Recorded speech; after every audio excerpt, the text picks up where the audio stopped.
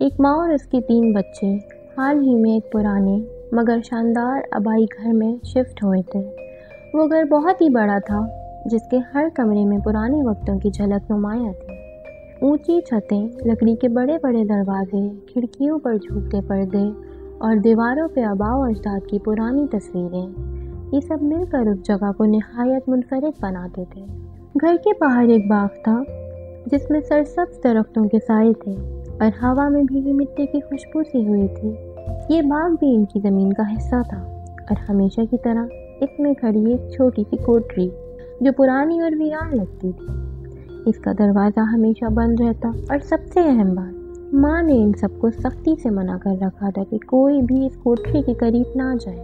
یہ خاندان 4 افراد پر مشتمل تھا، ایک ماں، بڑا بھائی، بہن اور سب سے چھوٹی ایمی، جو اس کہانی کا مرکزی کردار تھی۔ ایمی کو ہمیشہ ہی ایسا لگتا کہ وہ اس گھر میں اجنبی ہے۔ اس کے بڑے بہن بھائی اکثر آپس میں کھیلتے، باتیں کرتے، ہنستے، مسکراتے، ایک دوسرے کے ساتھ وقت گزارتے، لیکن ایمی کو اپنی باتوں میں شامل نہ کرتے۔ وہ اس بات پر بے حد اداس رہتی اور اپنے پچھلے محلے کے دوستوں کو خوب یاد کرتی۔ وہ دن رات سوچتی کہ کاش وہ اس گھر میں نہ آتی، جہاں کوئی اس کی بات سننے والا نہیں۔ کم از کم پرانے محلے میں اس کے کچھ دوست ہوتے جو اس کے ساتھ وقت گزارنا پسند کرتے تھے اور اس کے بہن بھائیوں کی طرح اس کو اکیلا نہیں چھوڑتے تھے۔ ایک شام جب ایمی اپنے کمرے میں بیٹھی کتاب کھولے پڑھنے کی کوشش کر رہی تھی، اسے اچانک ایک مدھم سی سرگوشی سنائی دی۔ آواز اتنی مدھم تھی کہ پہلے تو وہ سمجھی شاید ہی اس کا وہم ہے، لیکن جب وہ دھیان سے سننے لگی تو ایسے لگا جیسے کوئی آہستہ آہستہ اسے پکار رہا ہو۔ یہ آواز مدھم اور پراسرار تھی، جیسے کسی دور دراز جگہ سے آ رہی ہو۔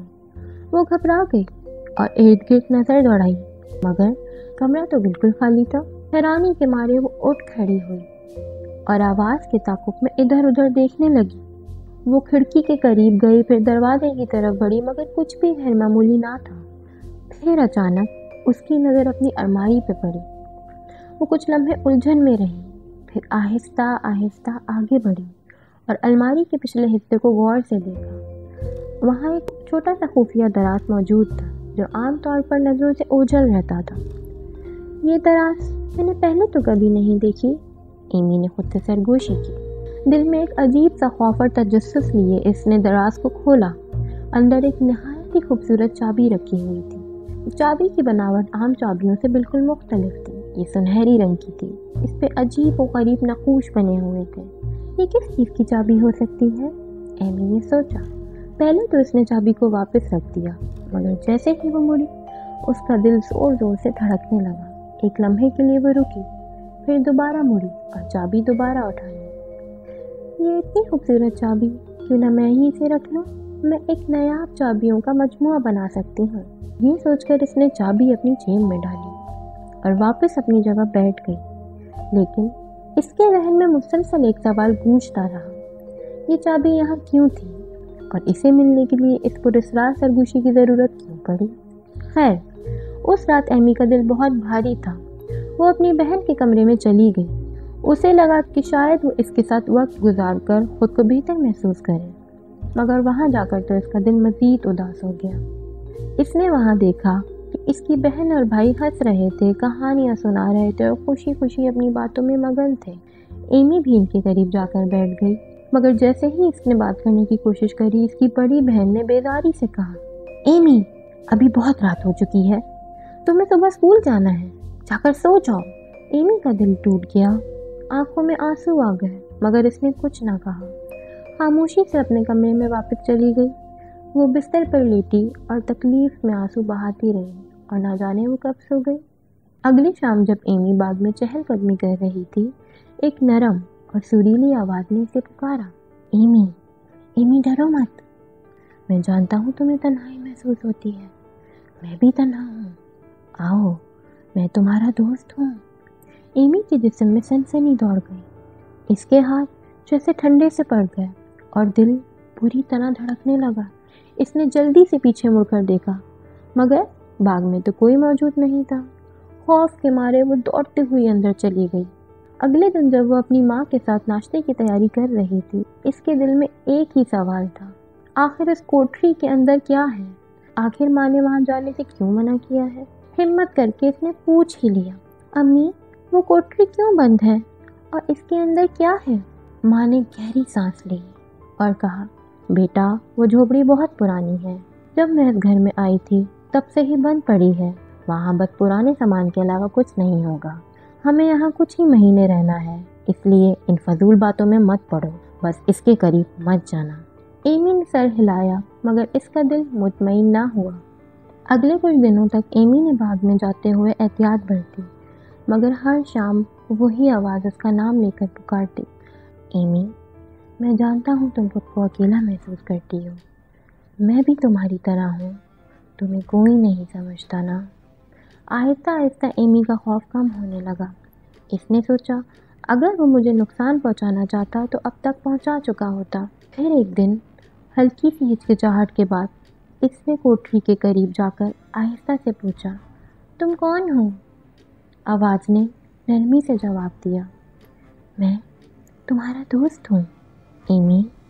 मैं जानता हूँ तुम अपने भाई बहनों से दूर महसूस करती हो, वो तुम्हें समझते नहीं, मगर मैं समझता हूँ। मैं तुम्हारी हर बात सुन सकता हूँ, तुम्हारी हर तकलीफ महसूस कर सकता हूँ। एमी खामोश रही, मगर दिल में एक अजीब सा सुकून महसूस हुआ। पहली बार किसी ने इसके जज्बात को समझा था। चंद दिन गुजरे और एमी का इस आवाज़ से ताल्लुक़ मजबूत होने लगा। वह रोज़ इससे बात करती और आहिस्ता आहिस्ता वो आवाज़ इसके दिल में जगह बनाने लगी। एमी तुम बहुत अच्छी हो, तुम जैसी दोस्त मिलना मुश्किल होता है। मैं जानता हूँ तुम्हें मेरी ज़रूरत है और सच कहो तो मुझे भी तुम्हारी ज़रूरत है। एमी को अब वो आवाज़ अजनबी नहीं लगती थी, वो इससे मानूस हो चुकी थी, जैसे वो इसका कोई बिछड़ा हुआ दोस्त हो। क्या मैं वाकई तुम्हारी दोस्त हूँ? एमी ने एक दिन मासूमियत से पूछा। बिल्कुल एमी, तुम मेरी सबसे करीबी दोस्त हो और दोस्त एक दूसरे पर भरोसा करते हैं, है ना? एमी ने मुस्कुराकर सर हिला दिया। फिर एक दिन यूँ हुआ कि आवाज़ ने धीरे से कहा, एमी मैं तुम्हारी चाबी देखना चाहता हूँ, मैंने सुना है वो बहुत खूबसूरत है। एमी चौंकी, मगर तुम्हें कैसे पता कि मेरे पास एक चाबी है? मैं तुम्हारे जज्बात को महसूस कर सकता हूँ एमी, हमारी रूहें जुड़ी हुई हैं, हम दोनों अकेले हैं, इसीलिए किस्मत ने हमें दोस्त बनाया। एमी खामोश रही, मगर इसका दिल इस बात को मान चुका था। इसने कोठरी के दरवाजे के करीब जाकर नरमी से कहा, मैं चाबी कैसे दिखा सकती हूँ तुम्हें? बस दरवाजे के नीचे से सिरका दो, मैं सिर्फ इसे देखना चाहता हूँ, कुछ और नहीं। एमी को कोई खतरा महसूस ना हुआ। ये मेरा दोस्त है, ये मुझसे झूठ क्यों बोलेगा? मुस्कुराते हुए इसने चाबी दरवाजे के नीचे से आगे बढ़ा दी, मगर जैसे ही चाबी दरवाजे की दूसरी तरफ पहुंची, कोठरी का दरवाज़ा झट से खुल पड़ा और अंदर से एक खौफनाक सर्द हाथ बाहर निकला। वो हाथ झपटा और एमी का बाजू मजबूती से पकड़ लिया। एमी तुमने बहुत देर कर दी, लेकिन अब तुम मेरे साथ हो। एमी चीखी, मगर अब बहुत देर हो चुकी थी। वो हाथ उसे कोठरी के अंदर खींच रहा था और फिर दरवाज़ा झट से बंद हो गया। तो आपने इस वीडियो से क्या सीखा? कभी भी हमें अपने बड़ों की बात को नज़रअंदाज नहीं करना चाहिए, क्योंकि वो सिर्फ आपकी भलाई चाहते हैं। और हर वो चीज़ जो इंटरेस्टिंग लगे, ज़रूरी नहीं कि वो आपके लिए बेहतरीन हो। कभी कभी हमारी क्यूरियोसिटी हमें ऐसी मुसीबत में डाल सकती है जिसका अंजाम हम सोच भी नहीं सकते, बिल्कुल वैसे ही जैसे एमी के साथ हुआ। आपको क्या लगता है कि एमी के साथ ऐसा क्यों हुआ? आखिर क्या राज है उस कॉटेज का और कौन था उस कॉटेज के अंदर?